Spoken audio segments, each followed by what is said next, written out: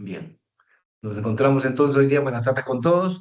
Hoy día vamos a ver la parte práctica de lo que vimos en la primera clase, que son los principios del Código Procesal Penal.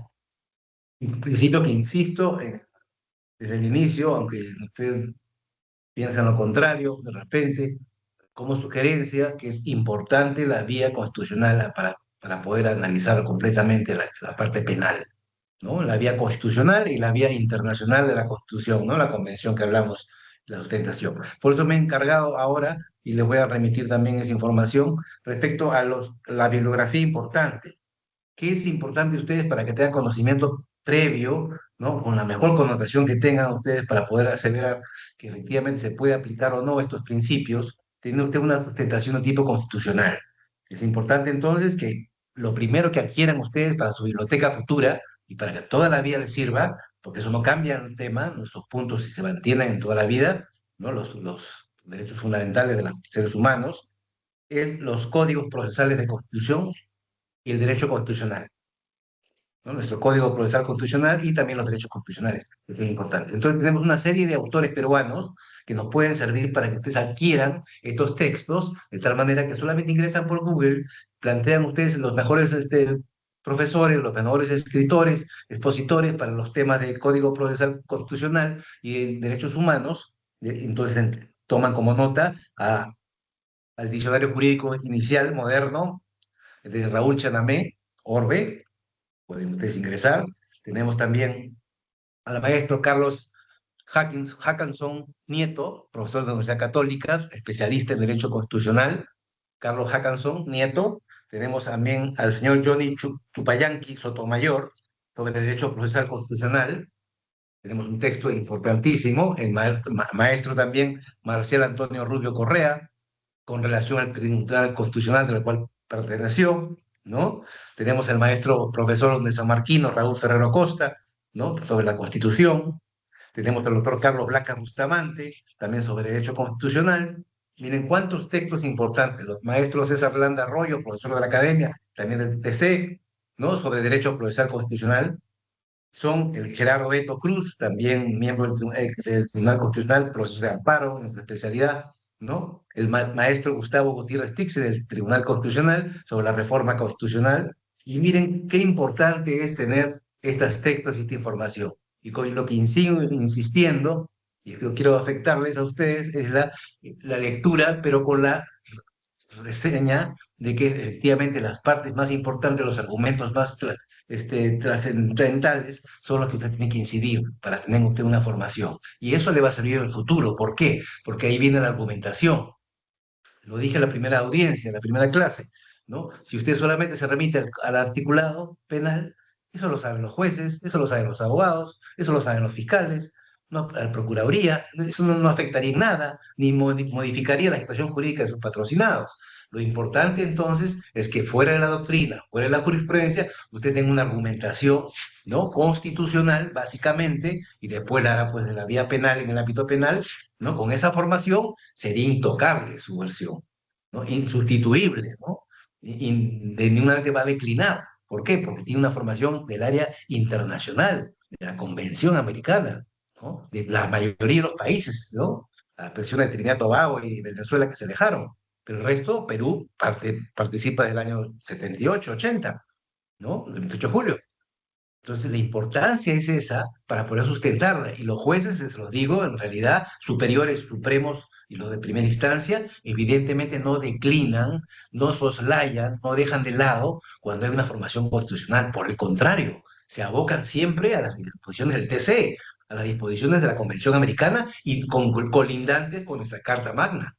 Tengan mucho, mucho, mucho cuidado con eso. ¿Ya? ¿Qué importancia también tenemos sobre la Constitución? ¿Cuántas constituciones tenemos aquí? Tenemos inicial 13 constituciones, ¿no? La primera provisional del año 23, después del año 26, acuérdense que en el 2021 nos independizamos y la primera sentencia, la primera decisión constitucional provisional fue en el año 23, pasó al 26, al 28, al 34, al 37, al 39, al 56, al 60, 67. Y de ahí pasamos a 1900, ¿no? Pasamos al 20, al 33, al 79 y estamos en el 93, ¿no? Mientras menos constituciones se tengan, como los Estados Unidos, ¿no? Una y se puede sujetar a una serie de modificaciones, enhorabuena, ¿no? Pero si se sigue incrementando la movilización, esto no cambia. Los derechos fundamentales no modifican para perjudicar a nadie, al contrario, se mantienen en el tiempo y por tanto, mientras menos cartas magnas tengamos modificadas en el sentido de cambiar completamente el contenido, dudoso, porque no creo que se pueda hacer, ¿no?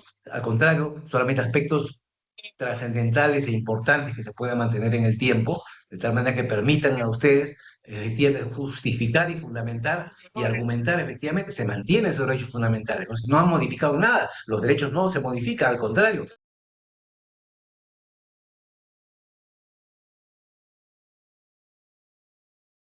Doctor, su micro, disculpe.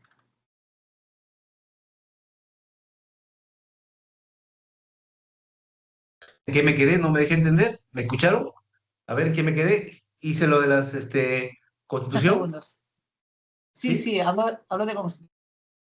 De todas las constituciones que hemos tenido, 13 constituciones en el tiempo, miren qué importante que cada una tiene normatividad, de tal manera que usted encuentra textos referidos a la constitución de tal época, tal época, tal época, y cómo se da inicio en el Perú, ¿no es cierto? Y la última que es del año 93, ¿no es cierto? Cuando las modificaciones, y que se piensa políticamente modificarla completamente, o en algunos extremos. Esperamos que no se dé así, que se mantenga el nivel, ¿no? Óptimo entre la Convención Americana, ¿no? Y la Constitución peruana, porque imagino, apartarse sería una cosa, pero lamentablemente que a nivel internacional ya nadie podría ingresar a nuestro país, lamentablemente, nadie podría invertir en nuestro país económicamente, porque vería cómo aquí no respetan derechos fundamentales, porque termina en instancia de la Suprema Corte o de repente del TC, y ahí no podemos invocarla en una norma internacional, ni hablar. Entonces los derechos fundamentales están aquí restringidos, ni hablar, nadie invierte. Y el Perú se va apartando. Nadie va a querer ingresar a nuestro país, nadie va a querer por ahí una información o querer por aportar dinero, ¿no? Para poder seguir invirtiendo. Y eso nos cae un daño político y un daño personal y un daño evidente ambiental y donde nosotros nos desempeñamos. Ténganlo muy presente eso ahora que nosotros vamos a votar, muy presente cuando postulen lo que tengan que postular, imagino los presidentes y los sustentos que tenga cada uno para llevar a cabo esta formación, ¿no es cierto? Esto la decisión cada uno es personalísima para resolverlo. Eso lo puedo pasar, ¿no? Lo importante de estas normas, ¿no? Y si nos remontamos, no habíamos nacido evidentemente a la primera constitución en el mundo, acuérdense ustedes del 15 de junio del año 1215, ¿dónde se produjo esa primera constitución? ¿No es cierto? ¿Y en virtud de qué? ¿No? En Inglaterra, ¿no es cierto? Tenemos nuestra primera constitución a nivel europeo, donde se sustentó el habeas corpus. Ustedes pueden revisar las normas. Imagínense cómo los derechos fundamentales de las personas en cuanto a la privación de libertad y los cargos que pueden sustentar tienen mucho relación con la habeas corpus que ahora lo mantenemos con nuestras leyes actualizadas. Teniendo en cuenta que también a sustentación de 1215 pasaron a una serie de años posteriores. Recuerden que en Estados Unidos tenemos acá 1789, la primera constitución. Miren cuántos años pasaron, cuántas decenas, ¿no? Cuántos cientos de años de 1215 a 1789 para sustentarla. Tenemos también a nivel internacional en nuestro sistema interamericano, tenemos el de Argentina en el 1853, primera constitución. Nosotros tenemos nuestra primera constitución en el año 1823. Miren ese tiempo, ¿no? Esa formación que tuvimos, ¿no es cierto? Siempre recogido de Europa, ¿no? De tal manera que la información que hemos tenido siempre es europea. Esa información es importante y trascendente para los efectos constitucionales. Y a nivel internacional ni qué decirlo, ¿no? Imagínense la Convención Americana con la Convención Internacional, ¿no? De Derechos Humanos a nivel europeo, la Corte Europea de Derechos Humanos, la Corte Japonesa, ¿no? Y mire todo lo que nos ha servido, la Corte Española, para nosotros símiles, ¿no? Tener todo el tipo de información necesaria para poder a- abarrotar y tener una formación más que digo, más que drástica, más eficiente, más que eficaz, eficiente. Sería lo importante tener que resaltar en ese estadio, ¿no? Tengamos entonces los principios que vimos en la clase pasada, el principio del juicio oral, que el principio que ustedes dos textos que deben tener por recomendación, el maestro San Martín Castro, vocal supremo, y el vocal supremo también, José Neira Flores. Dos textos, dos manuales sobre el Código Procesal Penal que realmente son, como decir, los coquitos de nuestra función en el trabajo. De tal manera que usted duda, consulta, no hablamos de normas, no hablamos de artículos, de código, hablamos de sustentación. Normatividad, le existe, usted le encuentra los códigos. Pues el código puede ser sujeto a interpretación.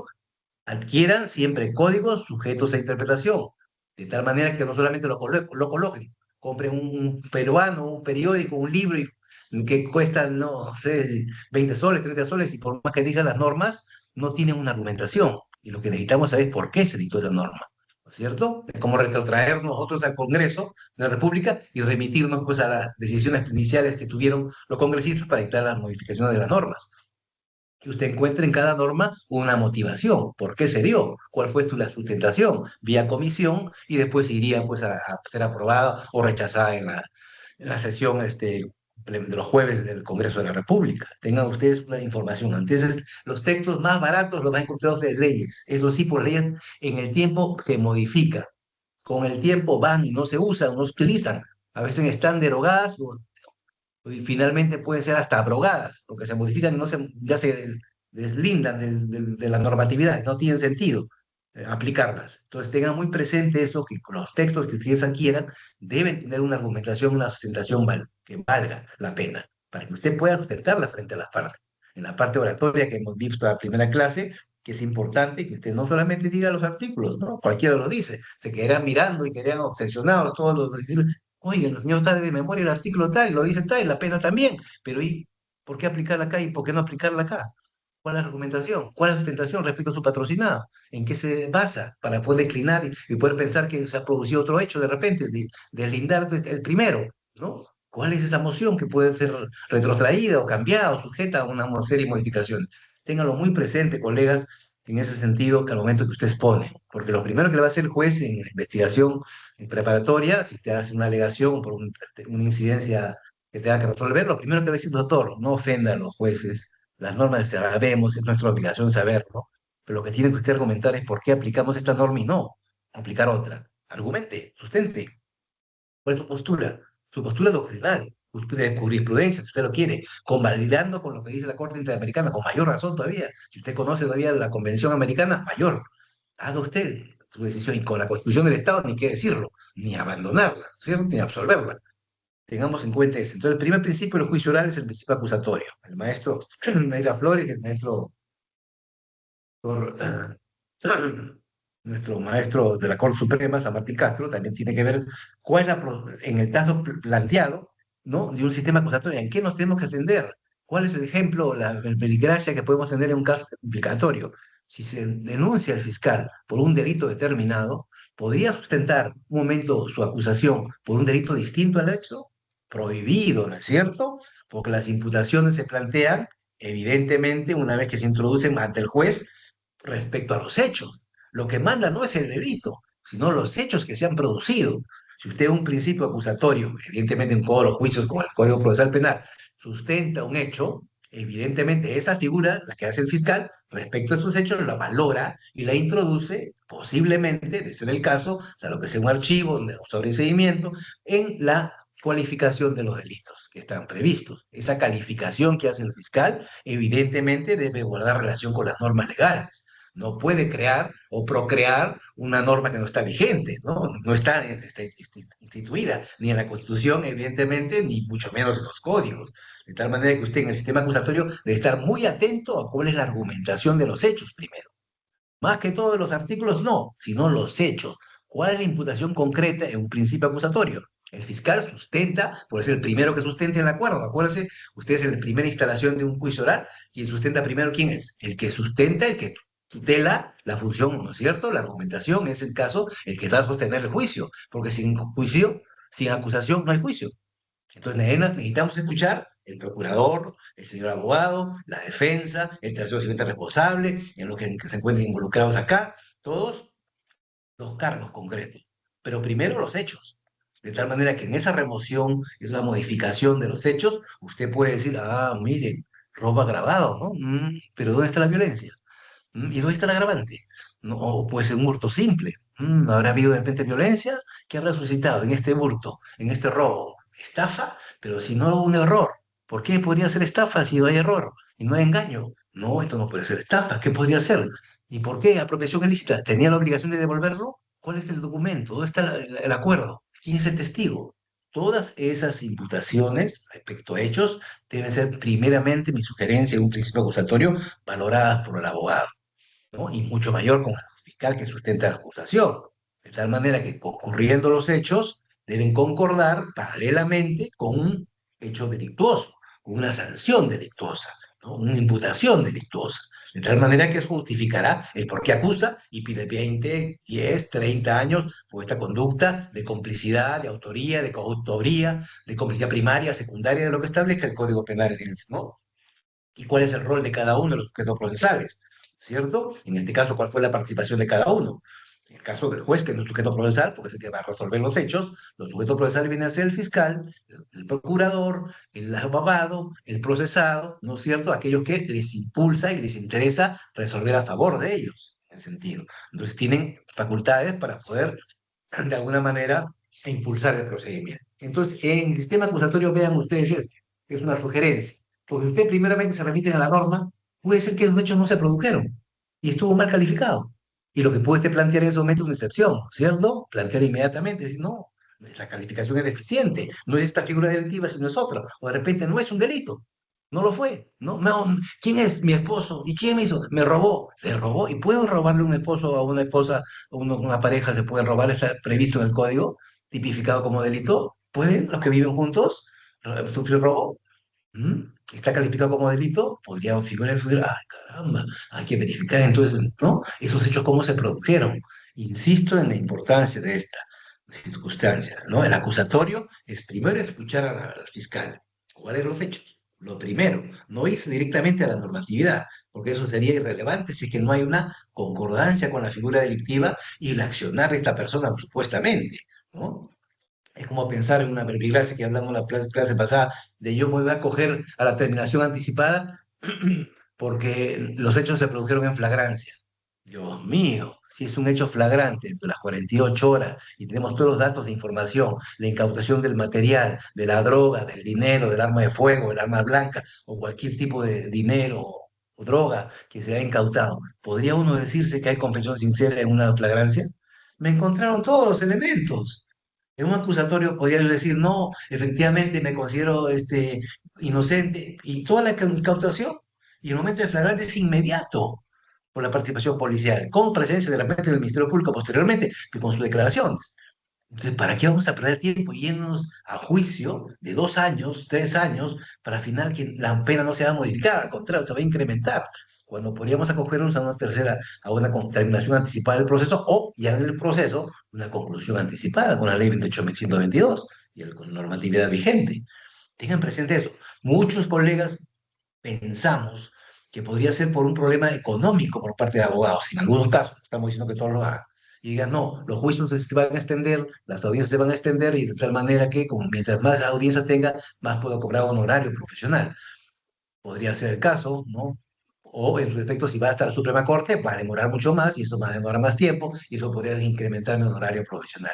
Pero el resultado va a ser maligno, ni siquiera benigno. Podría ser, lo van a absolver, o bueno, podríamos justificar llegar hasta la Suprema Corte o hasta el Tribunal Constitucional, ¿no? Hasta la Corte Interamericana, la Comisión Interamericana previa. No, pero no es el caso.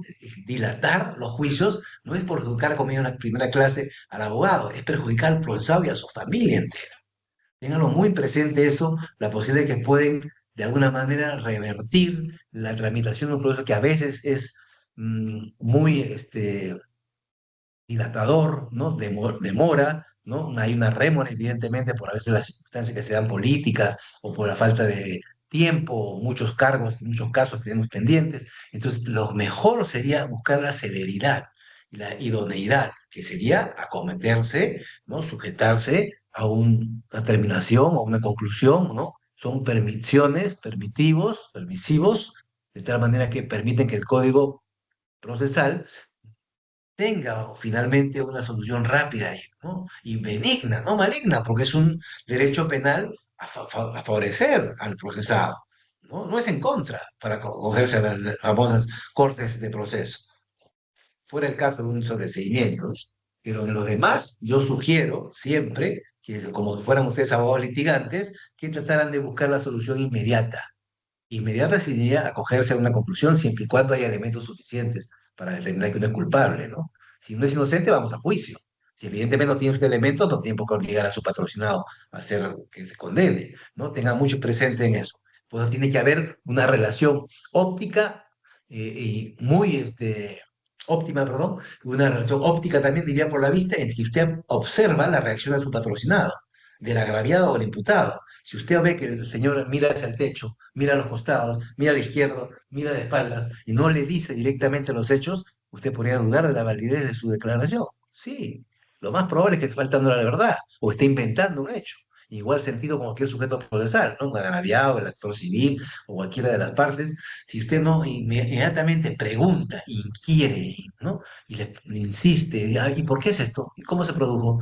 Y usted abunda en información y obtiene información para usted prevalente, ¿no? Que le puede servir para un juicio, vamos a sujetarlo, vamos a proceso. Pero si evidentemente tiene usted todos los elementos en contra de su patrocinado, ¿para qué ir a juicio? Es quitarle el problema, es causarle daño, porque económicamente lo va a malograr, lo va a dejar penal, no va a poder trabajar en su familia, y va a cumplir una pena y genera un antecedente penal. A futuro, ¿no es cierto? Genera pues una reincidencia, reiterancia, o finalmente un reincidente, ¿no? Y eso causaría de repente un aumento de pena.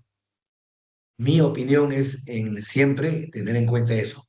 Primero vayamos desde el principio relevando las posibilidades y convenciendo a las partes de que efectivamente el juicio puede terminar antes de que usted acepte los cargos tal y como son, acogerse a esas medidas, a esas disposiciones del derecho premial, ¿ya? Derecho penal premial. Bien, para el segundo punto, entonces, ya saben ustedes, en la primera parte, es el principio del juicio oral, en la parte acusatoria. En el derecho a la independencia o en la imparcialidad, ¿no? El juez, en un principio de independencia e imparcialidad, debería tener alguna relación con los sujetos procesales. No es cierto, ¿no? Prohibido está. Ni siquiera de parentesco, ni siquiera de amistad, y podría poner duda de ellos, ¿no? Compañeros de colegio, compañeros de clase, amigos, que pueda decidir la decisión, decidir esta situación jurídica y decir que es culpable o no. Estimo que no, debería inhibirse de oficio el juez. No es factible. Pero si usted estima, viendo el comportamiento del juez, ¿no? Que es imparcial o es parcial respecto a los cargos y pretende resolver a favor por determinadas circunstancias, podría plantear un recurso de recusación que establece nuestro código, ¿no es cierto? O de inhibición ante el señor fiscal, ante que usted observa que de repente está favoreciendo en todo caso a uno de los señores implicados, ¿no? En materia de investigación. Tenga muy presente usted en esas circunstancias los hechos, de tal manera que para poder recusar a un juez o plantear una inhibición a un fiscal, tiene que ser argumentado. No basta que sea subjetivo, no basta que uno diga, ah, bueno, me parece, me creo intencionalmente. No, tiene que haber hechos, ¿no? Tiene que hacer una relación completa de efectivamente cuáles son los actos procesales que usted estima que evidentemente el fiscal o el juez está incidiendo en favorecer exclusivamente a una de las partes y perjudicar y no resolver como debe ser, y en forma independiente, ¿no? E imparcial, que es lo que nos piden en la carrera, ¿no? Entonces, si hay esa ausencia de vinculación entre el juez con una de las partes o el objeto procesal, no van a admitir los superiores esa recusación y el juez continuará en el trámite, ¿no es cierto? Entonces, esas situaciones estén muy presentes, ¿no?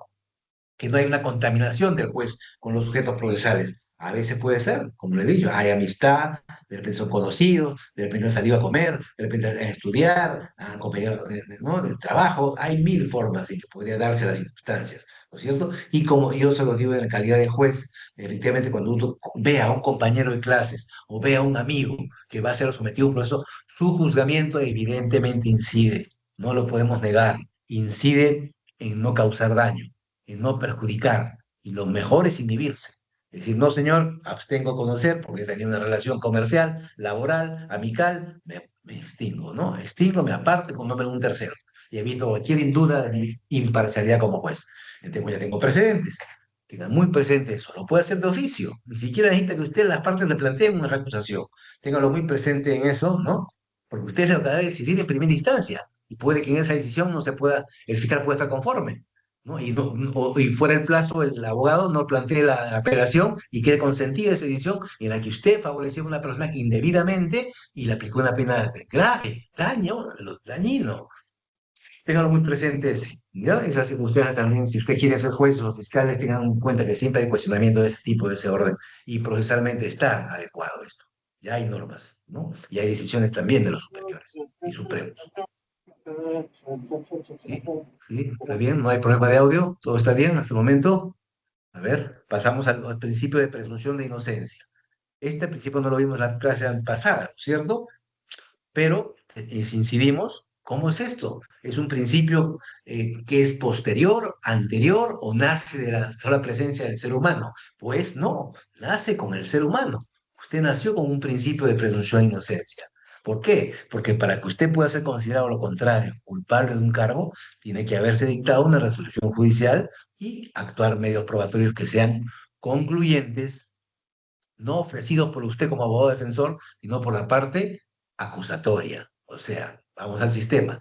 Si el señor fiscal quiere opinar que efectivamente hay responsabilidad penal, sus medios probatorios deben ser los que establece el Código Procesal Penal, lo que establece también el Código Procesal Civil, en en los medios probatorios que pueden darse, ¿no es cierto? Y su ejecución, evidentemente, va a ocasionar todas maneras, debe ser el caso, puede ser la culpabilidad de esta persona. Fuera de estas circunstancias, ¿no es cierto? Si no tiene sus elementos, evidentemente no podría acusar a una persona, tiene que solicitar el sobreseimiento, ¿cierto? Qué importante es que entonces el fiscal reúna un conjunto de pruebas. Una prueba es insuficiente para condenar. Rompan ustedes esa duda, ¿no? No puede ser con una sola acusación, sí, la asignación del agraviado, aplicando el acuerdo penal 2-2005. ¿No? Es suficiente para condenar a una persona y ponerle cadena perpetua y ponerle, tendríamos que tener, lamentablemente, aunque no lo piensen ustedes así, una duplicidad de medios probatorios inicialmente, dos o más. ¿Sustentadas por quién? Por el Ministerio Público, evidentemente. ¿Actuadas dónde? En presencia del juez que conoce la causa, ¿no es cierto? Y sustentadas adecuadamente. No podríamos utilizar una pena, perdón, un medio probatorio para condenar a alguien ofrecido por otro sujeto procesal. En este caso, fuera el procurador, que sí tiene interés en que se condene, ¿no? Por la parte de reparación civil. Pero si es por parte del acusado, el medio probatorio acusado no puede sustentar a un juez para condenar. Imposible, porque la idea del abogado en todo momento ha sido declarar inocente a su patrocinado y pues no se puede revertir, no se puede cambiar, no modificar ese sistema para decir, ah, vamos a acusarlo y por eso lo condenamos. No, sería irrelevante tener la presencia del fiscal en ese momento, porque se supone que el fiscal acusa, es su función general, pero también puede retirar la acusación, también puede sobreseer la causa. No está en todo obligado por nada. En todo caso, no todo 100% va a decir, ah, es asertivo el señor fiscal, y en todos los casos acusa.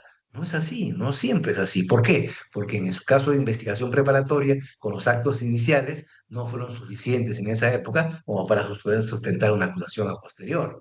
Ténganlo muy presente eso, entonces, que a la carga de la prueba le corresponde siempre a la parte acusadora. Y sobre esa carga, ¿no? Debe haber una carga mínima. Y mínima no me refiero a uno, dos o más medios probatorios, actuados, como le dijo, en el juicio oral y sustentados adecuadamente para poder revertir la posición de la defensa, ¿no? Solamente así podemos. Fuera de ese caso, se mantiene constitucionalmente la presunción de inocencia, porque es una norma internacional también de la Convención, ¿no? Todos somos considerados inocentes mientras no se pruebe lo contrario. ¿Cómo se prueba? Con medios probatorios ofrecidos por las partes, pero en este caso por el fiscal y actuados por el Ministerio Público frente al juez. De todas maneras, no podría restituirse esa presunción. ¿Ya? Téngalo muy presente entonces, que eso se mantiene en todo el tiempo hasta que se dicte la sentencia.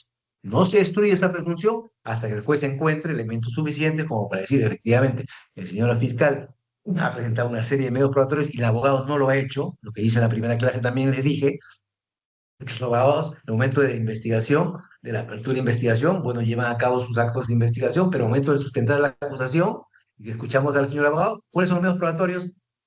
No tengo, me adhiero a los demás, como vimos en la clase pasada. Adherirse es complicarse, porque todos los elementos que tiene el fiscal son para acusar. ¿Cómo se va a adherir usted a ellos si no ofrece ningún medio probatorio nuevo? No ha tenido la oportunidad, no ha tenido el tiempo suficiente para poder, de alguna manera, buscar, ¿no? De alguna manera desenraizar todos los problemas que tiene este procesado para poder ubicar testigos, peritos, pruebas documentales, de algún tipo de cámara de grabación, algún tipo de pericia que no pueda ser utilizada. En esos casos, hay 20 medios probatorios ofrecidos por el Ministerio Público y cero del abogado. Yo pregunto, ¿eso necesitará ser de repente un rezo para absolverlo, imposible. No lo va a poder porque el juez ante esos cargos contradictorios va a tener que condenarlo, porque no tiene ninguno que es relevante el abogado para levantar su situación de presunción jurídica, de presunción de inocencia. Ténganlo muy presente. Entonces, mi sugerencia siempre ha sido, y es que los señores abogados, digo, suspendemos la audiencia para que usted tenga pruebas que ofrecer, porque usted no puede ir 20-0, o 10-0, o 5-0. Me refiero por los medios probatorios que ofreció el Ministerio Público y usted no tiene ninguno. ¿Cómo usted va a revertir su situación jurídica y su patrocinado? Mejor declárese culpable, porque no tiene medios probatorios que pueden de alguna manera desestimar, debilitar, enervar todos los cargos que tenga el Ministerio Público. No pierdan el tiempo. Muchos abogados dicen, no, estoy cansino, no, no tengo argumentación, más adelante quizá con lo que ofrezca el fiscal y me someto a lo que dice el fiscal. Señores, mejor no litiguen en el área especializada del Código Procesal Penal, en la acusación, en el sistema del nuevo del Código Procesal, porque evidentemente si no hay pruebas, ¿de qué manera podemos escatimar y decir, ah, no, sí hay que debilitar esta postura del fiscal porque no tengo ninguna cómo hacerla? No tengo medios probatorios. Ténganlo muy presente eso, la importancia de la presunción de inocencia, ¿no? Entonces no vas a decir es inocente y no presento pruebas. Imposible. Si es inocente, con mayor razón presento las pruebas para acreditar efectivamente mi versión, mi sustentación, que serían testigos, ¿no? Grabaciones, cámaras del sistema, intervención policial, intervención fiscal, ¿no? De alguna manera, la prueba documental, una serie de peritajes que podría hacerse, ¿no? Documentos importantes que de alguna manera van a desdoblar toda la versión del señor fiscal. Y ahí sí justificaría el juez decir, efectivamente, el señor fiscal no ha podido acreditar la culpabilidad. Yo sí he revisado la versión del abogado, la ha sustentado adecuadamente con normatividad y con medios probatorios, y en base a eso lo absuelvo, ¿no? Él es inocente, ¿no? No aquí hay una duda razonable, no efectivamente aquí lo estamos volviendo por insuficiencia probatoria, no. Aquí que estamos justificando que efectivamente no tiene medios probatorios para decir que es un delito no se cometió, por lo menos por él. Es inocente. Ahí justificaríamos, pues, de alguna manera la función del abogado, ¿no? Para tener un ingreso y un honorario por su trabajo, que es importante. Otro punto es la motivación de la resolución judicial, ¿no? Es parte de la tutela judicial efectiva, este hecho, ¿cierto? El juez no puede dictar la sentencia en base a una opinión de tipo personal, una opinión, bueno, sí me parece, creo que sí, tal vez. No, señores, cuando se motiva, esa decisión no puede ser arbitraria, ¿no es cierto? Tiene que tener una serie de exigencias. Y la primera es razonabilidad, ¿no? No va a ser arbitrario. Es razonable su sustento y diga usted por qué está fundamentando esa, motive usted, ¿no? Una motivación sustentada, bien adecuada, ¿no? No digo casi perfecta, evidentemente, pero sí que sea para determinar la absolución o la condena de una persona. Si usted no motiva, no sustenta, su sentencia no tiene valor, porque es nula, porque no tiene la formación, ¿no? Porque para destruir la presunción tiene que haber normatividad y tiene que haber fundamentación de un juez y para igualmente condenar y para absolver en el mismo sentido, ¿no es cierto? La motivación implica entonces una argumentación sostenible que valga la redundancia, que puede mantener, ¿no? ¿Cuál es su postura durante todo el proceso? Si ha estudiado los actuados adecuadamente y ha convalidado esos hechos por el fiscal con lo que hizo el abogado defensor y efectivamente toma una decisión bien sustentada, bien argumentada al juez, pues esa sentencia puede ser confirmada a pesar que pueda ser apelada ante la superioridad, ¿no es cierto? Entonces, esa motivación, argumentación, nace de los actos, de los hechos que toma conocimiento el juez. El juez de primera instancia, cuando es juez de juzgamiento y no juez de investigación preparatoria, no conoce los hechos hasta que el momento que se los plantea el fiscal o si los plantea el abogado, en el momento que lo escucha a las partes. A ver, ¿cuáles son los cargos, señores?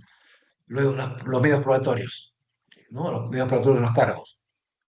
En ese sentido, recién él toma conocimiento de los hechos. No es que él ha leído el expediente, por cada uno de los casos se va a preparar. No, ahí es cuando él debe escuchar adecuadamente, ver efectivamente cuál es la formación que está realizando cada una de las partes. De esa manera que el fiscal no está improvisando. Imagínense lo que sería para el juez, ¿no es cierto? Escuchar al fiscal y al juez, al abogado, y aquí le ganó el fiscal. Aquí le ganó el abogado, porque efectivamente está convenciendo de cómo son los hechos y efectivamente los medios operatorios guardan relación con estos hechos. Bueno, tomaré nota y vamos a juicio y veremos pues, efectivamente si se produce o no este hecho. Pero si no, si solamente se limitan a dar la norma, ¿qué están acreditando en base a los hechos? Y lo primero que deben mandar son hechos que se producen y que guardan relación con un delito. Si no profesan hechos, difícil que pueda llevarse a cabo un juicio oral idóneo. Y eso lo tiene que hacer ver el juez. Señor fiscal, hechos. ¿Cuáles son los cargos? ¿Qué sucedió? Dígame. Y después usted me explica la norma quiere aplicar la pena de reparación civil. Lo que me interesa es cómo se produjeron los hechos, porque yo no conozco los hechos.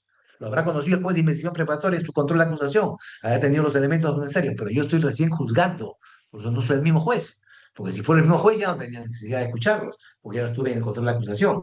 Es un juez de investigación preparatoria distinto al juez de juzgamiento, o un colegiado, ¿no? En base a la pena solicitada para ser sujeto por tres jueces en mi juicio. Tengan muy presente esa y la importancia de que ustedes lo hayan hecho antes en el control de acusación, frente a un juez de investigación preparatoria imparcial que no va a resolver el caso, sino solamente va a admitir o rechazar los medios probatorios y va a sustentar, escuchando al fiscal, efectivamente cuáles son los cargos que el Ministerio Público le va a formular. Y hay derecho a ir a juicio o no. Vamos a ver, depende sobre C, depende no hay elementos, ¿no? De repente se puede ampliar el plazo, no hay insuficiencia en ese momento para actuar. Eso dependerá de cada uno de los sujetos procesales que sustenta. El tercer punto es que sea congruente, ¿no? Que responda entonces a las pretensiones y argumentos de las partes. De tal manera que sea congruente significa que tenga una relación de hecho y el derecho, ¿no? De tal manera que es importancia que tenga una relación en sentido común, ¿no? ¿Cómo puede tener una cosa que no guarda relación, ¿verdad? Y efectivamente no guarda relación con estos hechos? No tiene relación alguna, ¿no? Entonces tiene que ser congruente, relacionado, ¿cierto? Lógico. Es muy importante ese punto para que el juez lo sustente. Por eso la oratoria es muy importante. La lectura la puede hacer cualquiera, disculpen que les diga eso, pero la oratoria no la tienen todos, porque la oratoria usted lo hace frente a un espejo en 15 minutos, que es el máximo tiempo que a veces nos dan de uso de la palabra, o de repente 10 minutos, y usted tiene que sustentar adecuadamente en base a una buena memoria que tenga, o una hoja que tenga usted que pueda bajar la vista, y levantarla después por momentos segundos, y hacerle saber al juez, en este caso, y a la otra parte que tenga conocimiento sobre los hechos. Pero usted no lee los actuados, no tiene buena memoria, no tiene oratoria, porque su terminología es inadecuada, pues solamente se dedica usted en su casa a hablar y no lee un diccionario todos los días, no incorpora en su diccionario una palabra nueva, ¿no? No indaga sobre una conclusión sobre determinada norma, ¿no? Entonces no tiene que aportar, ¿no? Entonces esa es la importancia de la preparación inicial para sustentar una acusación y para igualmente argumentar los puntos de vista que tenga en ese momento el señor abogado en la etapa de apertura de proceso, ¿no es cierto? Sus alegatos de apertura, que son importantísimos, igual como los tiene el alegato de apertura el señor fiscal. Vamos al otro principio, que es el principio de inmediación, ¿no? Que es la actividad probatoria que presencia de intervención del juez encargado de pronunciar la sentencia. Lo vimos en la clase pasada, la importancia de la inmediación es que el juez que resuelve es el juez que toma conocimiento previo, no puede ser un tercero, un juez independiente que no está presente en el proceso, de tal manera que sobre los test material probatorio lo tiene que haber tenido en su visión directa el juez que va a resolver. ¿Por qué? Porque los sujetos procesales son los que ofrecen los medios probatorios, los admite el juez y se actúan en presencia de él. Si no hay esa inmediación, señores, y solo está con mucho respeto, que no es el caso, que sea el secretario, que sea un sujeto procesal que no tiene relación con lo que va a resolver, evidentemente no va a esperar usted una sentencia adecuada. ¿Por qué? Porque el juez estuvo presente. No tiene sentido, un principio de mediación en la que el juez no tenga contacto directo con los sujetos procesales y pueda, en algunos de los casos, realizar preguntas para aclarar unas insuficiencias que puede escuchar. Si bien es cierto, él no va a admitir, ofrecer medios probatorios, pero sí puede valorar, debe valorarlos, ¿no? Y para eso necesita entonces que esa inmediación probatoria, ¿no? El juez y las partes personalmente participen en la producción de la prueba.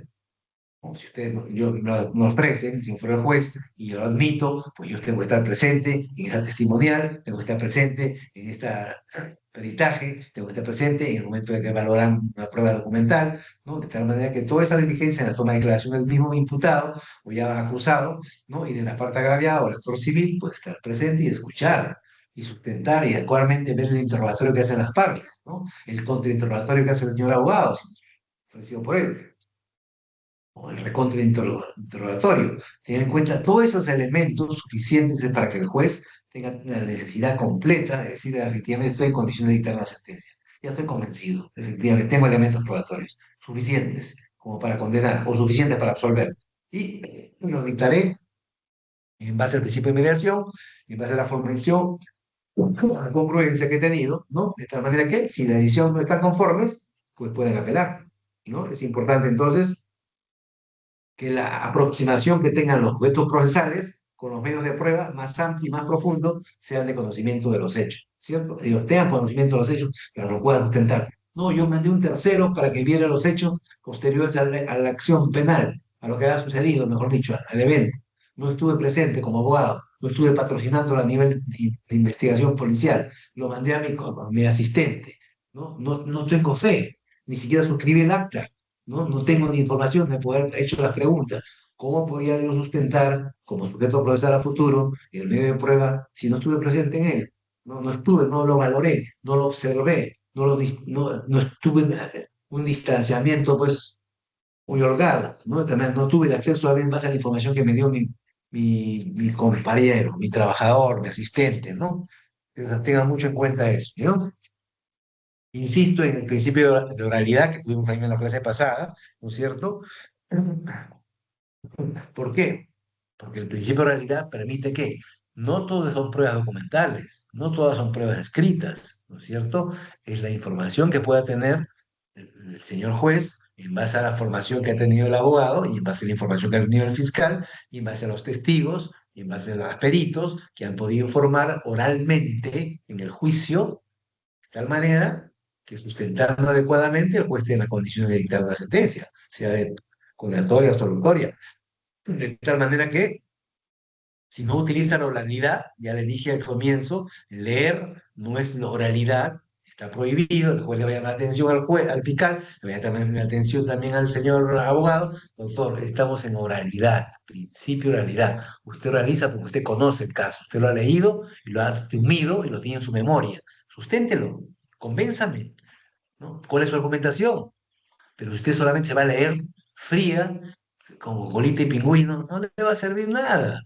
Eso, ni él está convencido, porque usted va a ver, en el principio de realidad se puede observar la reacción del abogado cuando está conforme, dudoso, pensando hacia arriba, acostado, dice, ¿cómo puedo hablar? No, cuando con gestos se puede, no digo acercar al juez, pero pararse a un costado y exponer adecuadamente, de repente con un PPT, de repente con una información adicional, con una sustentación adecuada, ¿no es cierto? Con una terminología adecuada, ¿no es cierto? Que es nueva para los jueces, de repente, una invocación constitucional, internacional, la convención, o del TC, o de la Suprema Corte, o un acuerdo plenario. Ah, eso sí motiva, ¿no? Tomo nota. Tomo nota, muy bien, tomo nota, muchas gracias por la información, no la tenía usted, no me había valorado este acuerdo plenario, esta casación, no tenía esa información necesaria de este recurso de día antiguo, pero en fin, se puede dar ese principio de realidad. De tal manera que no todos los abogados, le digo, nos vamos a dedicar a eso, a litigar en la etapa de juzgamiento. Podremos ser muy propensos a hacer labor de investigación, pues nos vamos a la investigación preparatoria. Ahí haremos pues los actos de investigación con parte del fiscal, ¿no es cierto? Pero no habrá oralidad en ese momento, bueno, pues por la toma de declaraciones y los hechos, ¿no es cierto? Distintos. Pero ya una vez en el juzgamiento, el abogado tiene que estar preparado, no puede estar improvisado, lo dijimos al comienzo. Si no tiene oralidad, no tiene oratoria, no tiene argumentación, no tiene sustentación, evidentemente tú vas a ser un desliz poder contratar a este abogado porque realmente no va a llegar al juez que va a resolver. No interesa que quiera una connotación favorable del fiscal, no interesa. A veces uno quiere convencer al fiscal, pero el fiscal no lo tiene por qué convencer. Quien tiene que convencer es al juez, que es el que va a resolver. El otro es un sujeto procesal, responsable, ¿no? Decoroso, porque tiene una formación, en igual sentido el señor abogado. Pero quien va a decidir no es que acepte o no acepte el fiscal, salvo pues un acuerdo plenario, un acuerdo de conclusión anticipada, que usted se ponga de acuerdo con él, bien, en la Procuraduría llega un acuerdo, ya una terminación. Pero fuera de estos casos, quien tiene que dictar la decisión final es el juez. Entonces, ambos sujetos procesales, fiscal y abogado, tiene la obligación de sustentar oralmente sus medios probatorios y llegar a una decisión que convalide, convenza, y es difícil, no siempre es fácil, que el señor abogado o el señor fiscal solamente se le remita la ley. No interesa, aplique usted juez la ley, esa es nuestra obligación, pero ¿por qué aplicar esta norma y no otra? ¿Por qué no crear una duda razonable en ese sentido? ¿O por qué de repente no hay una insuficiencia probatoria? ¿O de repente efectivamente es inocente de puro derecho esta persona? Porque la figura es ilícita, no se ha cometido, no ha habido un delito. Eso hay que sobreseer la causa, porque no hay un hecho delictuoso. Se pueden dar una serie de circunstancias importantes que usted tiene que tener en cuenta eso, ¿no? Entonces, el principio de pluralidad de instancias. Este principio de pluralidad de instancias, que no vimos tampoco en la clase pasada, es el derecho a la doble instancia, que nos permite, no en decretos, no en decisiones de avance de proceso, no en un dado cuenta, ¿no es cierto? Sino mínimamente un autos y vistos o un vistos, que es un fondo de cuestión controvertida que está resolviéndose, una excepción, una tacha, o de repente una diligencia, una ampliación del plazo de investigación, ¿no? Esos son decisiones del juez en autos o una sentencia, un sobreseimiento finalmente, un retiro de la acusación. Son decisiones que permiten que las partes, ni bien tomen conocimiento de esa decisión, les notifiquen adecuadamente, pues puedan valorarla, ¿no? Garantizar a los justiciables, ¿no? De un proceso que mediante la naturaleza puedan recurrir a resoluciones judiciales que los afecten ante una superior, ¿no? De tal manera que no toda decisión es recurrible. Usted sabe muy bien que lo hemos dicho, ¿no es cierto? En cuestión de la ley orgánica del Poder Judicial, los decretos no son recurribles, pero lo que sí resuelven una cuestión controvertida, evidentemente de un auto hacia adelante, pues son materia de una impugnación en el tiempo adecuado, con la formación adecuada, pues, una sustentación adecuada, de tal forma que este principio de pluralidad que permite, eso está en la Corte Interamericana, ¿no? Está en la Convención, no es un invento de la Constitución peruana ni el Código Procesal Penal, con el debido respeto, pero es una decisión de que una decisión, ¿no? Dictada por un juez, imagínense, en nuestra época, ya hace años le hablo, el principio de la pena de muerte. Imagínense que un juez autorizaba la pena de muerte de una persona, es un extremo muy fuerte esta decisión, no tuviera impugnación. Y esa decisión generó que el juez posteriormente diga, me retracto, no califiqué bien, me equivoqué, no fue este testigo que vio estos hechos, este homicidio, o esta circunstancia, este peritaje no es favorable, omití sustentar adecuadamente y esta persona es inocente. ¿Qué hacemos con una persona que está sujeto a muerte y se le aplica la pena de muerte, que prohíbe la convención? ¿Es reductible? ¿Se puede volver a revertir? ¿Se puede? No. Miren lo importante que si hablamos de un principio de, no, de pena de muerte, cuando el juez se puede equivocar, porque es un juez, un ser humano igual que cualquiera, ¿no? Que si a veces no dosifica bien su decisión o no la justifica bien, evidentemente puede generar un hierro. Y en ese hierro genera la nulidad de esa decisión. Pero en caso de una muerte, no se puede revertir. Y eso es lo grave de un principio de muerte, de aplicar la pena de muerte en nuestro país. Porque digo, no todos los jueces están preparados, no todos los jueces no lo somos 100% perfectos, evidentemente, ¿no? Hay mucha gente que tenemos muchas dudas y errores, pero imagínense que incurrir en un error revertible, no se puede revertir la muerte. Por eso es la prohibición expresa, ¿no? Los errores de los seres humanos se dan todos los días. Tengan muy presente, muy en cuenta eso. Entonces, este principio de duplicidad que permite una revisión, este principio de poder impugnar una decisión en el tiempo oportuno, sustentándola adecuadamente, si usted estima que es culpable o estima que es inocente, la sustenta adecuadamente, permite que una instancia superior, ¿no? De un magistrado a tres magistrados, van subiendo, y va a la Suprema Corte cinco, y después va a siete al TC, ¿no? Y a la Corte Interamericana, a la comisión previa. Imagínense la mayor cantidad de personas, mayor dudas, mayor información, son mejor, ¿no es cierto? Un juez de paz, una instancia superior, va subiendo, incrementándose una sala civil o una sala penal de 3 a 5 a 7. Es la importancia de eso, de que quien va a revisar es un proceso de revisión, no es que va a dictar otra sentencia distinta. va a sujetar o modificar o confirmar una decisión. Puede anular la decisión siempre y cuando falle una insuficiencia probatoria. No hay nuevas diligencias que no se han podido practicar y hay una ampliación. Manda a otro juez. Perfecto, puede ser. Una nulidad, omitió una tacha. O omitió reparación civil, omitió la multa, o una inhabilitación, ya, nula, porque no se puede integrar, porque no habría duplicidad, no podríamos impugnar esa decisión después que se amplíe, porque ya se dictaría en segunda instancia. ¿No? Tiene que declararse nula, nuevo juez, perfecto. Esas impugnaciones que permiten que sea una segunda sala revisora. ¿Y qué es lo que revisa? Aparte de revisar el expediente, revisa la decisión del juez. Por eso es una instancia revisora, no es una instancia que crea otra norma o que crea otros hechos. No, se remite a lo que el juez recibió, lo que el juez valoró, y si está conforme, confirma. Y si no está conforme, revoca. Revoca parcial, revoca total, o anula si hay una insuficiencia, no, mil otras formas, ¿no? Confirma, anula o revoca.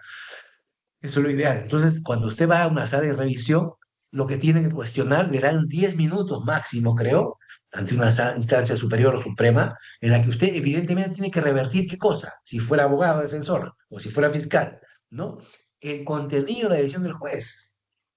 No puede usted salirse del tema y decir, no, a mí me parece que los hechos se produjeron. No, usted tiene que revertir lo que dijo el juez. ¿Por qué está equivocado el juez? ¿Por qué está incurrió en esa omisión o no hizo esa valoración? Tiene que convencer a la otra parte en esta revisión para que le dé la razón. Pero mucha gente se remite afuera de la decisión y no la toca.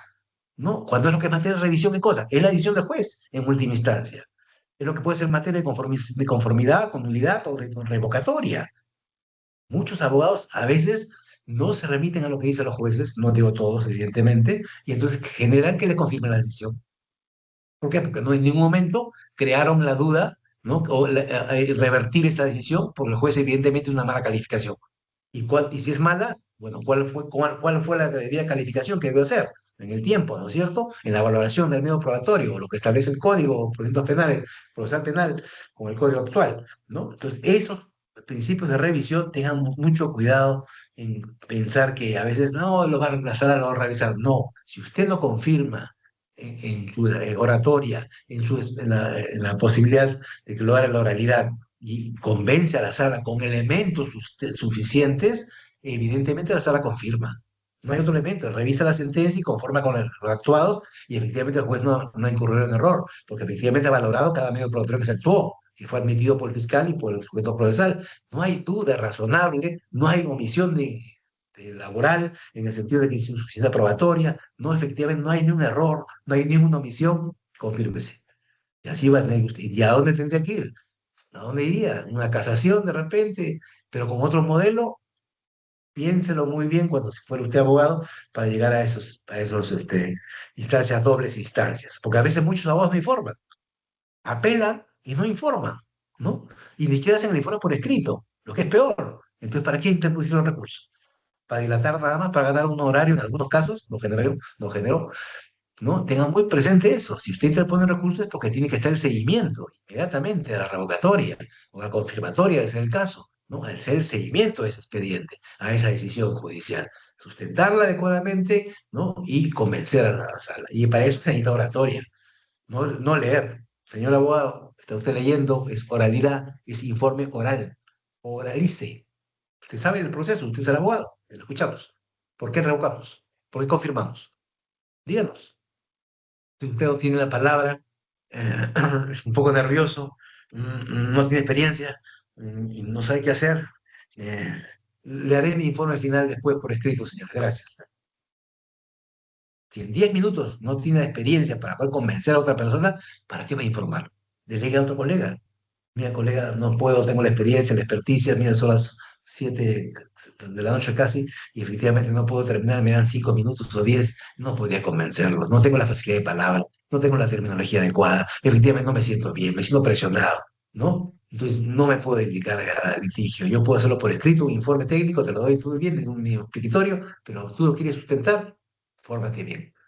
¿No? Si usted tiene una buena formación, auguro, no quiero ser agorero, no lo piensen, que no les va a ir bien, ¿no? Pero sí, si tienen una buena formación jurídica, constitucional, convencional, no internacional, como les digo yo, bastante constitucional, pues ya pues la parte penal es la parte final, ¿no? Porque acuérdense, ¿cuál fue la primera constitución del mundo? ¿No fue en 1215, con el vimos al comienzo, y nuestro primer código penal en el 39, o antes del 39, el 36, ¿no? Antes, mucho antes, mejor dicho, nuestro código de procedimientos penales, ¿cuáles son más importantes? ¿No son las constituciones, las primeras normas que tuvimos para los derechos personales universales?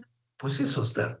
Entonces, nuestra convención, nuestra corte, tenemos que dar prioridad, no al código. Mucha gente le da prioridad al código por encima de la corte, la convención americana, encima de la constitución del Estado, de los acuerdos plenarios, de las convenciones, ¿no? De los tratados. No, no tendría sentido, porque lo primero que se dio fue una constitución en el mundo.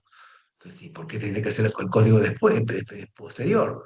Que es la ejecución de esas normas, ¿no? Nuestra constitución dicta las normas, pero la ejecución se da en las normas legales. De tal manera que tiene una relación no muy importante dentro del procedimiento penal, ¿no? Entonces tengamos ese principio. Vamos al principio de preclusión. Ya tenemos algunos principios pendientes. ¿Qué es la preclusión? ¿Podemos retrotraer los procesos?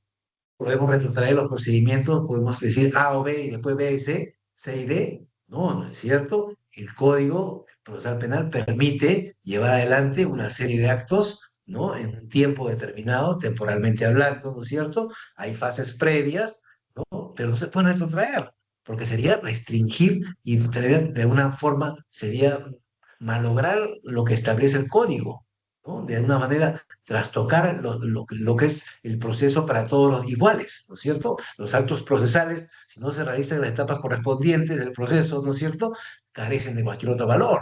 Si no se en ese momento, cuando se emitieron y se señaló fecha para ellos, pues posteriormente fuera el plazo, cuando ya hay acusación, cuando ya dictarse la sentencia, no tenía ningún valor, el juez no lo va a valorar, ¿no es cierto? Ten en cuenta entonces la imposibilidad de retrotraer el proceso a fases previas, ¿no? Ya superadas.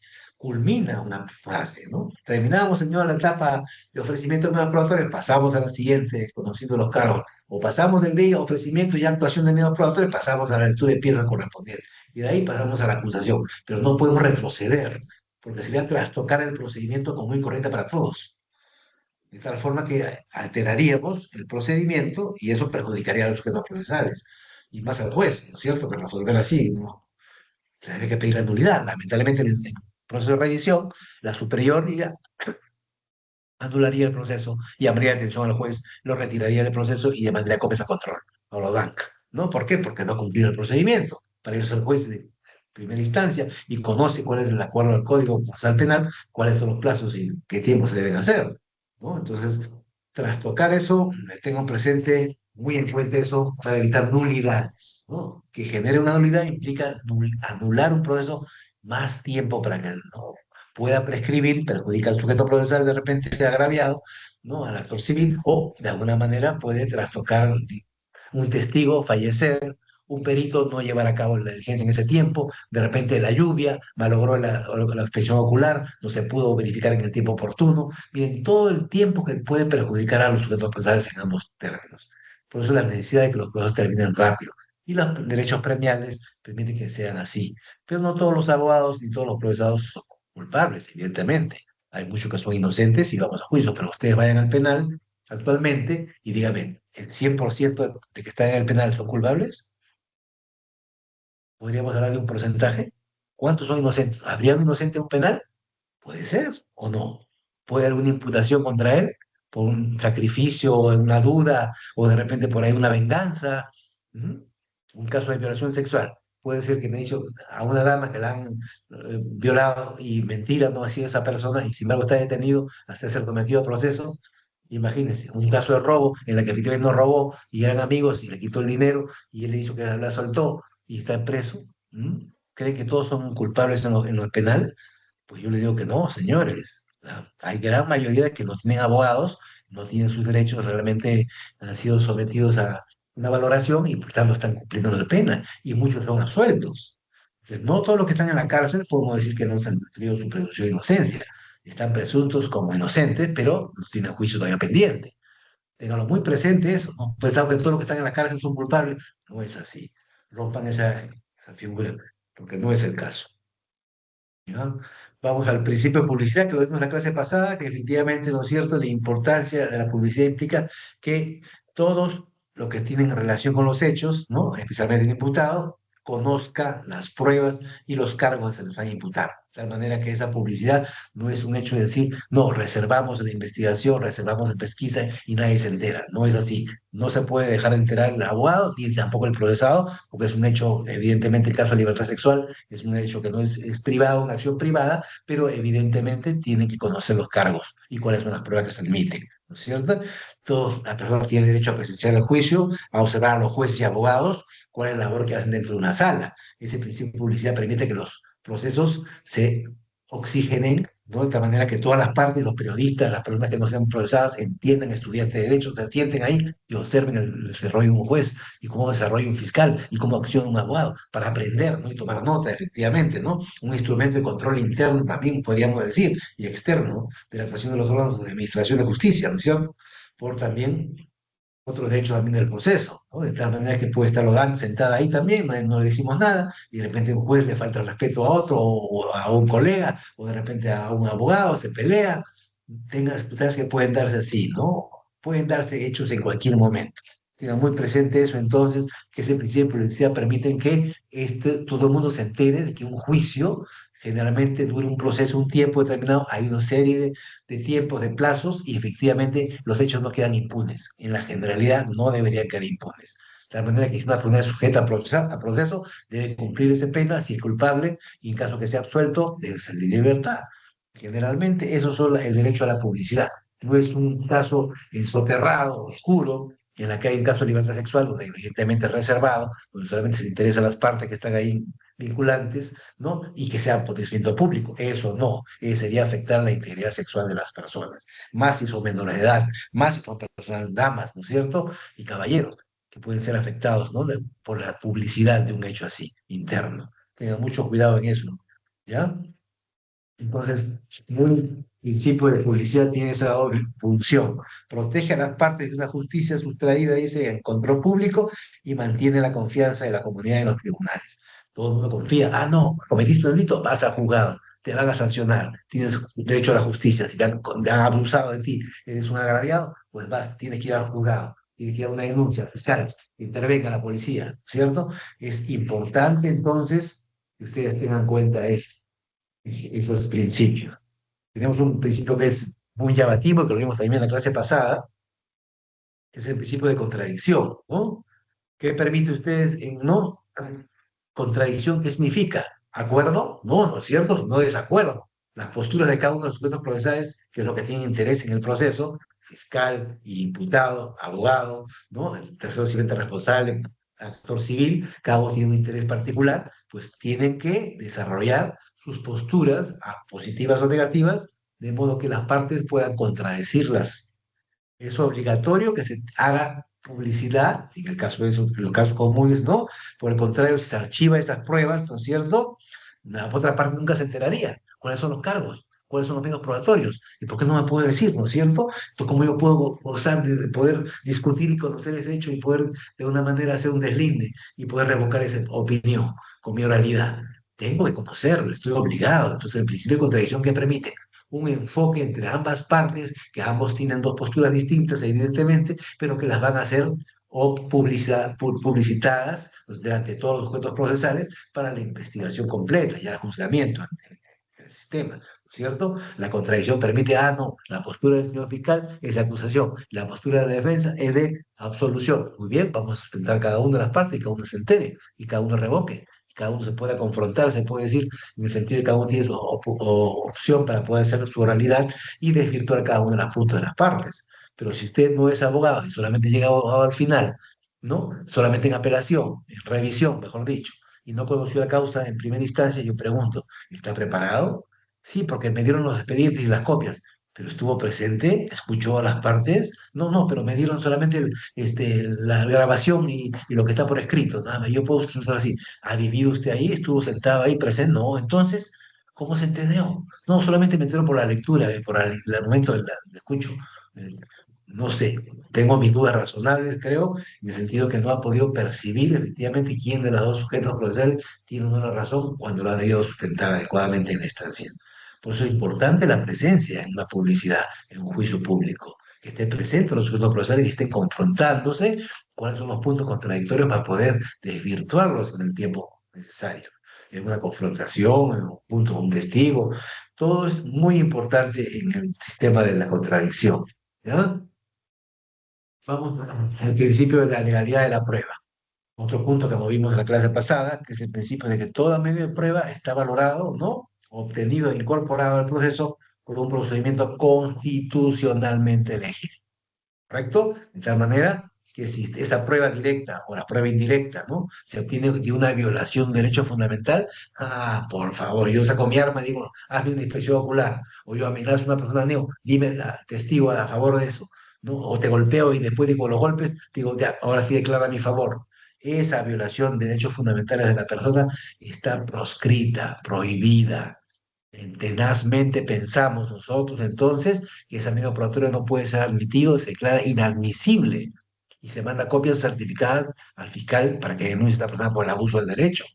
¿No es cierto? El hecho que yo quiera no autoincriminarme, igualar derecho al silencio, no quiere decir que yo no pueda omitir o ofrecer medios probatorios legales. Claro, obtenidos de qué forma? Legal. ¿Cómo hizo? Bueno, encontré la ropa que me habían robado. ¿Dónde? Rompiendo la puerta en una casa distinta, saqué las cosas y golpeé a una persona y las traje acá. Aquí está la ropa que me han robado. ¿Qué actitud tuvo esa persona? ¿Qué violó? Violó, violación de domicilio. Segundo, daños. Tercero, lesiones. Miren los delitos cometidos para querer acreditar su irresponsabilidad. ¿Eso es legal? ¿Se puede admitir ese medio probatorio? Esa inspección ocular no tenía orden en el fiscal. Sin embargo, la hice yo nada más, solo, y la presenté como un acto de investigación. Y sin embargo, no estuvo presente ni siquiera el fiscal, ni siquiera estuvo presente el juez, ni siquiera estuvo la policía, nada. Yo pregunto, entonces, ¿qué valor tenemos dar una prueba en que fue admitida, inicialmente incorporada en forma ilegítima, violando la Constitución? Eso está prohibido. Toda prueba admitida debe ser legal. Primera característica, ¿no? Conducencia, pertinencia, legalidad, ¿no? Utilidad, ya. Pero si no es legal, puede ser conducente, pertinente, pero no es legal. No podrá admitir el juez de ninguna manera. Así usted pueda, ni siquiera en materia de impugnación ese rechazo absoluto. ¿Por qué? Porque la forma que se obtuvo inicialmente es una afectación al derecho constitucional de una persona. Olvídese, no podría ser admitido ese medio probatorio. Por eso el juez, cuando escucha a las partes, sustenta cada uno cómo obtuvieron esa parte. No, yo amenacé y saqué esta declaración notarial. Y yo asumí golpeando a esta persona, o lo hice ilegalmente, ingresando a la casa sin una autorización, o robando las cosas para... Por favor, eso, principio de legalidad, afecta un sinnúmero de medios probatorios que no pueden ser admitidos por el juez de ninguna manera. Ténganlo muy presente, señores, cuando adquieran, ofrezcan ustedes medios probatorios, lo primero que deben ser lícitos. La forma que se obtuvieron deben ser lícitos. Fuera de lo caso, ningún juez está obligado y lo va a hacer para admitir el medio probatorio. Lo va a rechazar. Inadmisible. Inadmisible. Ni siquiera le va a admitir. Tenga muy presente ese riesgo que se corre también de ser denunciados por ese exceso de admisión de prueba. Cuando usted cometió un delito, ¿no? Exceso, no ha cumplido la ley. Pues, los medios probatorios que se ofrecen deben ser incorporados, ¿no? En base al legal, lo principal, ¿no? Que hay otro principio que no hemos visto en la primera clase, el principio de comunidad de la prueba. Un ejemplo claro es comunidad de la prueba. ¿A qué se refiere? Comunidad de la prueba. A ver, si yo sujeto procesal ofrezco un medio probatorio y ese medio probatorio al otro sujeto procesal le conviene, ya es parte integrante de su dicho, de sus medios probatorios, lo va a incorporar como una comunidad, va a servirlo para ambas partes. De tal manera, si yo me quiero desistir, el señor va a decir, me opongo, señor, porque ella es comunidad y eso me favorece a mí. Y si él no concurre, ese testigo, ese perito, ese medio documental me va a perjudicar a mí, por tanto no puede usted declinar, tendría que insistir, porque estaría afectando a la comunidad de la prueba. Toda prueba que se incorpora a un proceso, ¿no? Dice, la prueba ofrecida por una de las partes deja de pertenecer a esta al partir como es adquirida por el proceso. Se incorpora. El fundamento básico se centra en que el proceso no existe para servir al interés de una de las partes, sino para servir los fines de qué? de administrar justicia, de probar los hechos, de acreditarlos o desacreditarlos desde el caso. De tal manera que una vez que ingrese un medio probatorio, pertenece a todos los sujetos procesales, no solamente a quien lo ofreció y se admitió, no, a todos. Porque si la adhiere, si usted adhiere, no es para decir solamente la palabra adherirse, no, porque usted se incorpora a ese medio probatorio, porque cuando usted pregunte, ingrese, integre un testigo, perito, una prueba documental, usted va a poder, de una manera, o peritaje, ¿no? Aportar información valiosa para su postura, para su opinión, para su sustentación, ¿no? Para decir, para su posición. Fuera de los casos, no tendría por qué adherirse. Si usted se adhiere a un medio probatorio, está conforme con ese contenido, pues usted va a intervenir en el acto, ¿no es cierto? Es uno de los principios importantísimos de la comunidad de la prueba. Tenga muy en cuenta que a veces un abogado, un fiscal, formula ofrece un medio probatorio, pero corre el riesgo de que la parte también lo pueda servir. Un testigo familiar del acusado. Él lo ofrece como testigo, pero también es familiar del acusado. Entonces también le puede servir para favorecer su dicho. Entonces, tengan muy presente lo fiscal qué medios probatorios puede ofrecer para que no afecten la duda razonable y que el juez viene, también puede opinar de otra manera, ¿no? También los hechos se produjeron así. Tengan muy en cuenta esas circunstancias cuando quieren ustedes necesariamente que formar parte de la comunidad de prueba de todos los medios probatorios que usted ofrece. Tengan muy presente eso, importante. Y acá hay un problema, un principio que no vimos tampoco en la clase pasada, pero que es un gran problema actual, ¿no es cierto? El principio de concentración. ¿Por qué concentración? ¿Se refiere a que no estamos concentrados? No, ¿no es cierto? El menor, la menor cantidad de sesiones es importante para que una continuidad uno pueda perder la memoria de un hecho mayor de 8 días, ¿cierto? Si se hace en menos tiempo, mayormente uno recuerda más los hechos, pero usted cada 8 días recuerda un caso complejo, ¿se podrá acordar usted cada 8 días? Generalmente es muy difícil por la gran cantidad de carga que tienen los jueces y los fiscales y los sujetos procesales, los abogados, de tal manera que tratemos la posibilidad de llevar el menor número de sesiones, la mayor concentración en las diligencias, no digo de un día para otro, pero máximo 2, 3 días, de tal manera que hay una hilación temporal, ¿no es cierto?, en esa concentración y permite que el juez esté atento a esos medios probatorios. Un caso de homicidio, tentativa de feminicidio, un caso de robo agravado, un caso de intento de asesinato, ¿no? Un caso de violación de libertad sexual. El juez es importante que esté atento con esos actos que se producen sucesivamente, ofrecidos por la fiscalía o por el abogado defensor. Interesa. Lo importante es poder tener la cola, ¿no? Que sea coherente y mantener una relación de coherencia, vamos a utilizar el término así, ¿no es cierto? Que se concentren esos actos que están llevándose a cabo para que yo pueda, si fuera el juez, dictar una resolución a futuro. Decir, sí, pues ahí se produjeron, pues escuché todas las partes, una confrontación y efectivamente una declaración de este testigo importantísimo, pero pasado 8 días, evidentemente la norma no está prevista, ¿no es cierto? Sale un caso excesivo en que había un problema, pues, fuera de la decisión de la sala que puede haberse incrementado en el octavo día. No estuvo el preso presente, o un problema de luz, ¿no? Un problema que no permitió el accionar. Pero esa concentración que permite continuidad, celeridad, tendría relacionabilidad de una manera en que pueda haber una coherencia y eso le va a permitir al juez resolver en la mayor brevedad posible, ¿no? Es importante entonces que la recolección de las pruebas, dicen, permiten el momento de hacerse el juzgamiento, sean expuestas de una sola vez, ¿no? Y mutuamente contratadas y valoradas.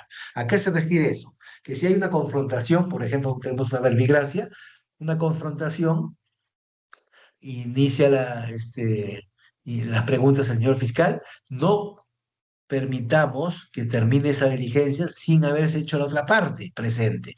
Para esa relación de continuidad, el juez aprecie ambas confrontaciones de los sujetos procesales. El testigo fue interrogado por el fiscal, pero de aquí a 7 días se es interrogado por el abogado. ¿Se acordará? ¿Habrá coherencia? ¿Habrá continuidad? No digo que la ley no está. Si pudiera hacerse mejor de 7 días y menos carga, enhorabuena, podríamos hacerlo en menos, 7 días, ¿no? O 5, que sería lo ideal. Pero de ser el caso así, es mejor culminarlo, si fuera juez, señor fiscal, culminar ese acto probatorio, accionar ese día para que el juez tenga ya la relación con completa entre los dos sujetos procesales. Cada uno ha hecho valer su derecho, ha agotado ya las pesquisas, las indagaciones, las preguntas, las normas, de tal manera que el juez ya tenga la condición, esta diligencia ya se lleva a cabo. Pero si se queda trunca, ¿no? No ha cumplido la finalidad, que es lo importante, no resultaría lamentablemente favorable para el juez para resolver con celeridad y tenga una idoneidad para resolver lo que escuchó, lo que pudo visualizar. Porque pasado más de 5 días, 7 días, llegamos a la última 8, hay tanta carga que acordarse, tener que leer las actas, necesita acordar, estar presente, por eso es mejor aglutinar todos los actos procesales en tal manera que se puedan reducir a la mayor hora posible y como dijo aquí el Cajón, que todas las sesiones, ¿no? El número de sesiones sea mínimo, más cercado. O sea, si pudiéramos utilizar caso así, un caso complejo, no simple, 1 hora mínimo todos los días, bueno, podríamos avanzar. Pero si hacemos un caso complejo una vez a la semana, 1 hora, ¿avanzaríamos? Dudo, dudo que lo pudiéramos hacer. No daría más de 2 años, 3 años, ¿no? Si son varios procesados de repente, varios medios probatorios. Tengan muy en cuenta eso. Busquemos la forma en que deben ser coordinadas, ¿no? Este principio de referencia de concentración, ¿no? Ténganlo presente, eso es importante. Invocarlo también si uno cree que había un exceso de parte de los jueces, ¿no? Invocar ese principio de contradicción, hacerlo mucho más rápido, más célere, ¿no? De tal manera que sea en menos tiempo posible y menos audiencias. Principios importantes que tienen que ser presentes. Principio también que debemos tener en cuenta es el principio de igualdad de armas. ¿Tiene algo que ver con las armas de fuego, la arma blanca? No se refiere a eso. ¿A qué se refiere? Que ambas partes procesales gocen de los mismos medios de ataque y de defensa que permitan interrogar a los sujetos procesales y actuar los medios probatorios. De tal manera que hay una igualdad.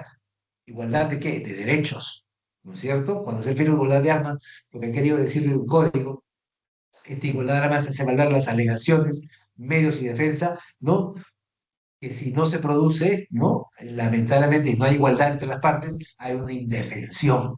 ¿Qué significa indefensión? Restringir la defensa, ¿no es cierto? Si a mí no me permitieron preguntar y a mí no me permitieron intervenir, entonces tengo un problema de indefensión porque no pude justificar y más si me adhería a ese hecho, ¿no? No me inhibía, entonces me adhería a ese medio probatorio que era prueba de la parte del grupo que tiene su relación referida al principio de comunidad de prueba, ¿no? Qué importante sería, ¿no?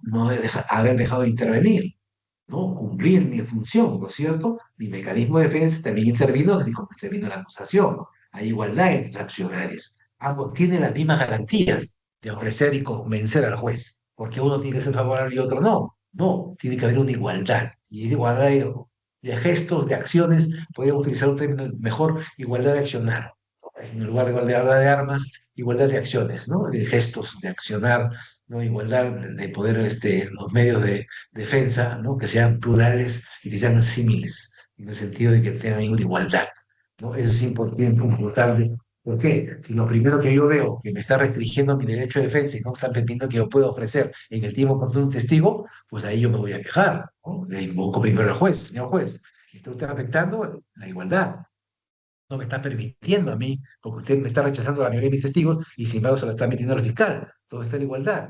¿No? No hablamos de cantidad, no hablamos de calidad. Calidad de las declaraciones de cada una de las partes, que permita al juez tomar una decisión objetiva, ¿no? Una cosa sustanciosa, ¿no? No parcial, ¿no? Tiene que haber una igualdad. Entonces, hasta por admisión, el juez tiene que valorar eso, ¿cierto? Tiene que haber una empatía en ambas medios probatorios para que pueda tener el juez una decisión final, ¿no? Tengan en cuenta entonces que estos principios que hemos hecho y van a ser materia también de unas preguntas, algunas preguntas, me imagino, en los exámenes finales que tengan ustedes. Pero se los voy a pasar de todas maneras a a la doctora Rocha, de tal manera que pueden tener la información necesaria para que usted tenga que valorar. Pero insisto, lo de siempre es que en la biblioteca que ustedes tienen que formar, le va a servir al futuro y en la actualidad, en lo presente. Prueba contraria es que si usted no tuviera una formación, una argumentación, una sustentación, algo para que usted no pueda sustentar este ofrecimiento de medios probatorios o los hechos, primigeniamente, pues entonces, ¿de qué va a servir conocer la norma? No va a convencer a ningún juez, colega. Ténganlo muy presente eso, ¿no? Al juez no se le convence en base a las normas. Al juez se le convence que estos hechos que usted está sustentando están muy bien adecuados en base a los medios probatorios que usted va a ofrecer. Hay una relación. Ah, efectivamente, ahí son proclives. Efectivamente, hay una, ¿no? De alguna manera, una relación lógica, ¿no? De reacción. Efectivamente, el testigo dijo eso y esos hechos pasaron así. ¿No? O el acusado dijo esto y el perito ha hecho el peritaje, no estaba drogado y efectivamente el peritaje toxicológico es negativo, ¿no? Ah, entonces es cierto, ¿no? No había esa, si no hay esa relación, ¿no? Poco o nada va a hacer usted para sustentar una sentencia, como argumente en su alegato de clausura. ¿Qué va usted a coordinar cuando usted no ha podido acreditar ni un hecho? ¿Cómo va a sustentar eso? ¿Solamente remitir a las normas? Poco o nada le va a servir si fuera usted abogado. Téngalo presente muy en cuenta eso. Entonces, la importancia de ingresar a este nuevo sistema, el nuevo sistema del año 1991, que ya no es nuevo, evidentemente, pero si usted puede incursionar en el área del juzgamiento, necesita una serie de exigencias y características que lo hacen más distinto a la persona que está sentada en una mesa y hace un informe técnico, por escrito, valorable, evidentemente como abogado que es, pero distinto es la oralidad. Y esto requiere una preparación, preparación antes, de antecedentes, ¿no? Antesala, de tal manera que una oratoria, buen curso de oratoria tendría que hacerlo usted, ¿no? Una buena sustentación, una buena visionalidad, visión de sus ojos, una buena accionar de sus gestos, ¿no? Porque así no convence a nadie. Si usted hace gestos completamente, ¿no? De que va a disertar toda su función, Dios mío, entonces, ¿qué va a convencer al juez? No digo que solamente lo haga en base a la oralidad, sino su accionar, en la que usted está convencido, pues habla con esa seguridad. No necesita leer, lo tiene en la memoria porque lo ha vivido, lo ha podido experimentar, y eso convence a cualquiera, colega. Ténganlo muy presente eso. Son 7:23, no sé si alguien tuviera alguna pregunta que realizar a los principios que hemos tenido en cuenta. Estoy a su disposición. ¿Alguien? A ver. ¿Alguien que esté despierto? A ver. Vamos a ver. Doctor, buenas. A ver, escuchamos. Sí, doctor, con tu experiencia, pero Díganos. vemos pues que los jueces ahora tampoco no escuchan ni siquiera a los abogados, solamente ellos actúan, como dijo el otro ponente anteriormente, que a lo peruano uno se enfrenta al juez y al fiscal, no se enfrenta como en Ya, otro sistema. Esa igualdad de armas no existe, la Corte Suprema tenga validado que en un sistema a lo peruano el abogado tiene que luchar no solo contra el fiscal, sino el abogado, el juez también tiene una posición, ¿no? ¿Cómo podríamos bueno, eso romper ese depende, no mito? Ni con una generalicemos. Yo no oratoria, digo que no nada. haya jueces que sean así. Puede haber jueces y fiscales que también sean así, pero depende de usted que convence. Y puede una instancia superior de revisión en revocar lo que ustedes le han podido dictar en una sentencia. Téngalo muy presente. No es solamente una sola instancia, es una instancia segunda de revisión, donde usted pueda convencer, ahí sí, a los magistrados que son tres. ¿No? No es uno. Si usted cree que inicialmente un juez o un fiscal está a favor de una determinada situación perjudicándolo, pues interponga su recurso de apelación y la revisión será de usted tentatoria, lo tendrá que acreditar los hechos con medios probatorios y la sala le dará la razón, señor abogado. Téngalo muy presente. No siempre estamos generalmente favorablemente, a veces en determinada instancia, dependerá pues de nuestra formación, ¿no? Como le digo, la importancia de la oralidad es muy, muy trascendente para este código. ¿Alguna duda? No podemos negar que hay de todo en nuestro país, no podemos negar que hay de todo, ¿no? Pero insista porque usted, si fuera el abogado, pues tiene un patrocinio y sobre él hay una lealtad con su patrocinado. Y llegar hasta el final, hay mecanismos que usted puede llegar hasta las últimas instancias y acreditar lo que usted ha dicho, sí que tiene como probar, ¿no? Téngalo presente así. ¿Ya? Entonces, trate de mantener una buena relación, porque si usted inicialmente, judicialmente busca una relación agresiva, lamentablemente no va a encontrar lamentablemente una buena relación con el juez y difícil que no puedan llevarse bien, se puede decir. No voy a decir el fondo de la cuestión controvertida porque eso tendrá que resolver el juez, pero la relación siempre tiene que ser óptima, por lo menos mínimamente saludable, mínimamente una buena relación de saludo, de buen trato, ¿no? De tratarlo de usted, señor juez y señor abogado, y respetar la hora, respetar el tiempo, ¿no es cierto? Utilizar los términos adecuados, terminología adecuada, ¿no? Entonces, todas esas cosas, no enfrentarse al fiscal, no pelee con el fiscal, ignórelo, no se la pelee, mantenga su Profesor, postura. buenas noches. ¿Me escucha? Sí, sí, le escucho. Carlos, a ver, diga. Yo he elaborado tanto en la parte de... No le escucho, no se escucha bien, no se le escucha bien. A ver, ¿Ahora sí su me audio. escucha? A ver, sí, ¿Y ahora me escucha? sí, dígame. Ya, bueno, mire, yo he trabajado tanto en la parte jurisdiccional, Al, en órganos jurisdiccionales como el Poder Judicial y la Fiscalía. En cierta ya, forma, lo que dice el señor es cierto, no podemos ajá, generalizar, pero si hacemos claro, una comparación, por efectivamente. ejemplo, tanto a nivel de Poder Judicial, sí, los jueces a veces tienen el ego muy elevado. Ya, No puedo mencionar que todos, pero eso sí, claro, así asumo es. será No generalizar, profesional, no generalicemos. pero de Pero que es una instancia, solo una sí, instancia. pero de que Faltará tienen la segunda. conocimiento, perdone, pero de que tienen conocimiento, sí que tienen conocimiento. Y los fiscales, pero ¿qué pasa? Que tanto jueces como fiscales en lo que respecta a gestión pública desconocen mucho la temática. Ellos solamente se Ya, centran en lo que es el tema puramente de derecho. ¿Por qué? Porque no les alcanza el tiempo. Llevan audiencia tras audiencia, audiencia tras audiencia, y además ellos tienen que rendir en base a una productividad. sí, es Claro, a un cierto. POI, a un que tienen que No, atender. semáforo Les rojo, sí, el pide semáforo. la doctora Tello que les pide el fiscal de la Nación, que por ende el fiscal provincial le pide también a los asistentes en función fiscal. Entonces, obviamente quisiéramos que la atención sea óptima para el abogado, porque finalmente todos somos colegas, ¿no? Finalmente, Ujú. también hay que saber, como usted muy bien dice, hay que tener la razón, hay que saber pedir también, ¿no? Sí, hay que saber pedir, hay que tener la razón y hacer una buena demanda o haciendo una buena denuncia y obviamente teniendo el derecho, sí que se puede, sí que se puede ganar casos, ¿no? O Claro, sea, sí, es depende cierto. también de la formación del abogado. Siempre también con respeto, pero no tampoco como que algunos jueces quieren que uno les rinda pleitesía, igual sucede en la fiscalía.